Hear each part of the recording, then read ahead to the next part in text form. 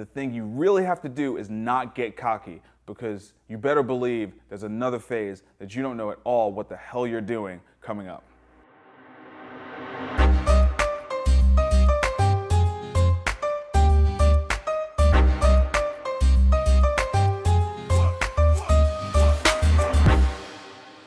I'm Marcus Whitney, and this is Create and Orchestrate.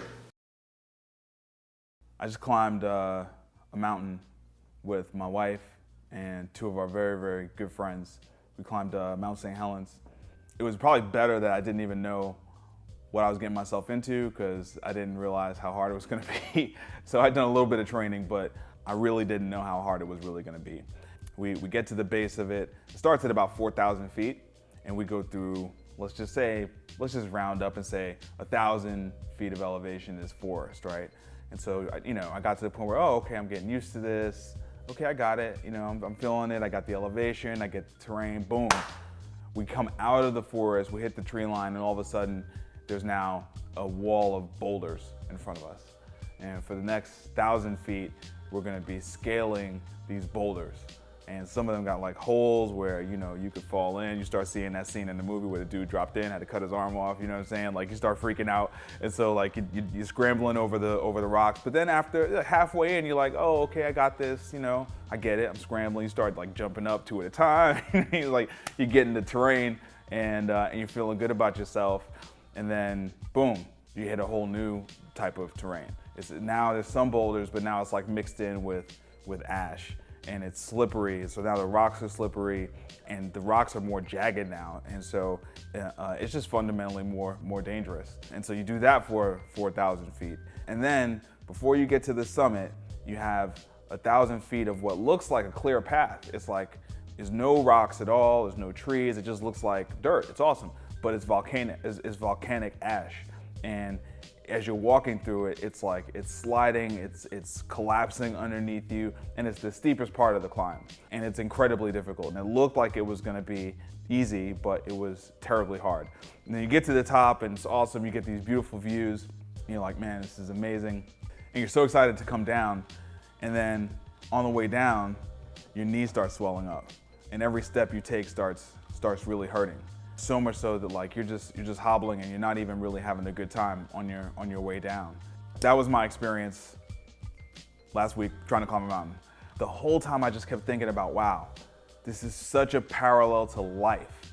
This is such a parallel to anything that's worth doing that's really hard, is that there are phases in it. And you grow to get comfortable in a certain phase. The thing you really have to do is not get cocky, because you better believe there's another phase that you don't know at all what the hell you're doing coming up.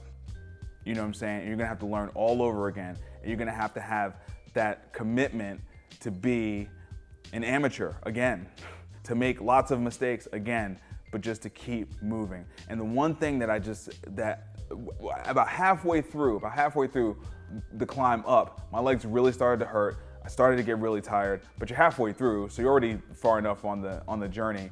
And there were points where I would look up and just get completely depressed, and the only thing I could really do was just put my head down and just put one foot in front of the other. Just put my head down and put one foot in front of the other. And when I look up, it's like, wow, I've covered a lot of distance, But I couldn't really look around me because it was overwhelming. It was overwhelming how far I'd come and how far I still had to go. I feel like that sometimes every day.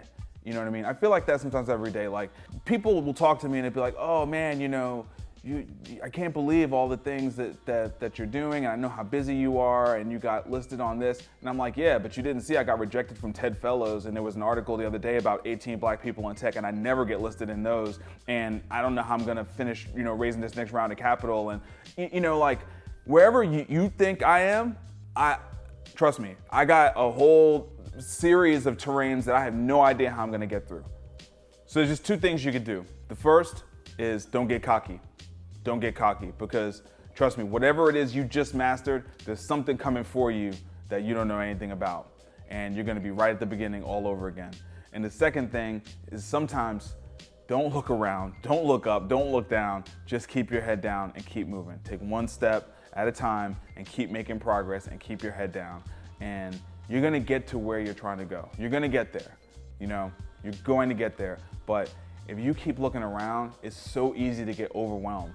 It's so easy to get overwhelmed trying to figure out how long it's gonna take you to get there. Are you gonna have the energy to get there? Do you wanna do this anymore? Why did you even start this in the first place? Right? That conversation that's in our head creeps down into our heart and starts to impact our courage. It starts to impact our desire. It starts to impact our confidence. You can't let that happen. You gotta put your head down and take one step after the other and just keep moving forward. That is what gets us through those times when we feel overwhelmed and when we feel like we don't know what we're doing. Oh, and another thing, if you get a chance, go climb a mountain. It's fun, and the views are like nothing you've ever seen before. So I highly recommend it.